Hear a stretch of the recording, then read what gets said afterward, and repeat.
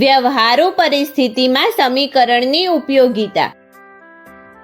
આજે આપણે શીખીશું વ્યવહારુ પરિસ્થિતિમાં સમીકરણની ઉપયોગિતા. અત્યાર સુધી આપણે સમીકરણને ઉકેલતા શીખ્યા. આવો એક ઉદાહરણની મદદથી આને યાદ કરીએ. સમીકરણ 3x ઓછા 14 બરાબર 34 ને ઉકેલીને x ની કિંમત શોધો.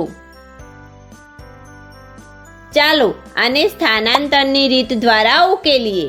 આપેલ સમીકરણમાં ચલ x વાળું પદ 3x ડાબી બાજુ છે, જેમાંથી 14 બાદ કરવામાં આવે છે. 14 ને જમણી બાજુ સ્થાનાંતર કરતા તે 34 માં ઉમેરાઈ જશે, જેનાથી આપણને સમીકરણમાં ડાબી બાજુએ 3x અને જમણી બાજુએ 34 વત્તા 14 મળશે. 34 વત્તા 14 થાય છે 48. હવે આપણને મળશે 3x બરાબર 48. ડાબી બાજુ 3 નો x સાથે ગુણાકાર થાય છે, તો ડાબી બાજુ એટલે કે 48 નો આપણે 3 વડે ભાગાકાર કરીશું, જેનાથી આપણને મળશે x બરાબર 48 ભાગ્યા 3. 48 ભાગ્યા 3 થાય છે 16, એટલે x બરાબર 16 આપેલ સમીકરણનો ઉકેલ છે.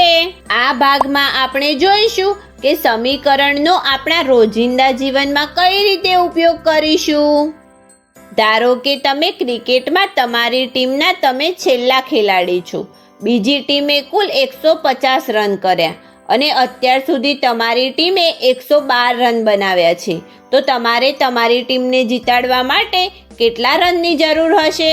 શું તમે આ પરિસ્થિતિને બૈજિક પદાવલી સ્વરૂપે દર્શાવી શકો છો? ચાલો ભેગા થઈને કરીએ. ધારો કે તમારે x રન બનાવવાની જરૂર છે. x અહીંયા એક ચલ છે, જેની કિંમત આપણને અત્યારે ખબર નથી. જો બીજી ટીમના રન 150 છે, તો રમત બરાબર કરવા માટે તમારી ટીમે કુલ 150 રન કરવા પડશે, પરંતુ રમતને જીતવા માટે 151 રન જોઈશે. આ પરિસ્થિતિ બૈજિક પદાવલી સ્વરૂપે દર્શાવતા આપણને એક સમીકરણ મળશે. તમારી ટીમના બનાવેલ રન વત્તા તમારે જેટલા રન બનાવવાના છે બરાબર 151, એટલે કે 112 વત્તા x બરાબર 151. x ની કિંમત શોધવા માટે આપણે સમીકરણને ઉકેલીશું. અહીંયા આપણે 112 નું સ્થાનાંતર કરીશું, જે ડાબી બાજુથી જમણી બાજુ જતા ઓછા 112 થઈ જશે અને આપણને મળશે x બરાબર 151 ઓછા 112. 151 ઓછા 112 થાય છે 39, જેનાથી આપણને મળશે x બરાબર 39. આ સમીકરણની ડાબી બાજુએ x ની કિંમત 39 મૂકતા આપણે જોઈ શકીએ છીએ કે આ ઉકેલ સાચો છે. તથા તમારે રમત જીતવા માટે 39 રન જોઈશે. તો મિત્રો, આજે આપણે શીખ્યા વ્યવહારુ પરિસ્થિતિમાં સમીકરણની ઉપયોગિતા.